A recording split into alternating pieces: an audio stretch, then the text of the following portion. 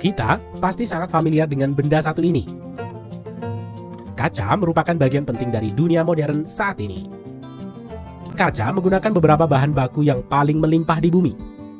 Bahan utamanya adalah pasir yang menyumbang 60% dari apa yang disebut dengan beige. Kapur dan dolomit ditambahkan untuk membantu sifat pelapukan kaca. Sementara soda dan sulfat menurunkan suhu di mana pasir akan meleleh. Selain itu, kaca itu sendiri juga merupakan bahan penting. Pecahan kaca yang disebut dengan cullet diambil dari proses manufaktur sebelumnya dan kemudian dihancurkan sebelum ditambahkan ke batch. Pecahan kaca ini membantu mempercepat proses peleburan dan mengurangi jumlah energi yang dibutuhkan untuk peleburan hingga dan memiliki rona warna kehijauan alami. Pabrik ini dapat menghasilkan rata-rata beberapa ratus ton kaca setiap hari dan beroperasi dalam 24 jam sehari, 365 hari setahun, selama lebih dari 15 tahun. Ada sekitar 450 garis float glass di seluruh dunia yang memproduksi lebih dari 1 juta ton float glass setiap tahun. Hasil dari produksi di bawah 1648 derajat Celcius.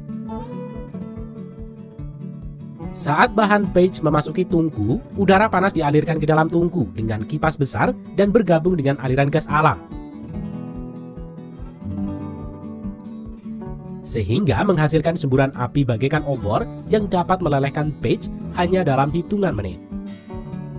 Setelah beige benar-benar meleleh, proses vining dimulai. Diinginkan oleh kipas udara terbuka yang besar hingga sekitar 93 derajat Celcius. Saat kaca bergerak melalui area pendingin ini, kaca diperiksa dengan cermat sebelum operasi pemotongan. Namun sebelumnya, kaca akan melewati bawah mesin yang menaburinya dengan bubuk khusus di permukaannya untuk menyediakan media pemisah antara setiap potongan kaca.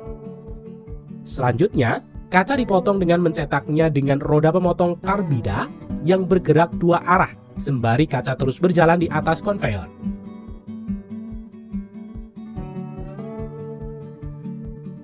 Kemudian ketika kaca masuk di atas roller yang bertindak sebagai titik tumpu, tegangan akan diaplikasikan dan kaca akan terpotong.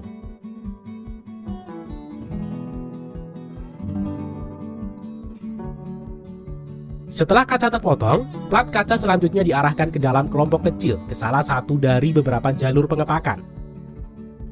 Kaca dipindahkan dari konveyor jalur utama ke jalur pengepakan otomatis melalui konveyor golo.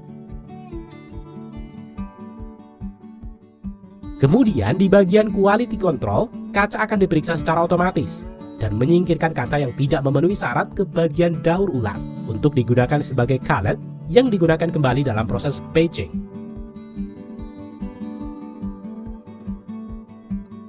Akhirnya kaca dikirim ke sistem VDM otomatis.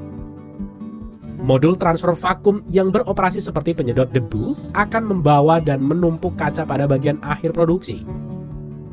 Selain pemeriksaan quality secara otomatis, kaca juga akan diperiksa secara manual dengan metode sampling untuk memastikan kualitas kaca.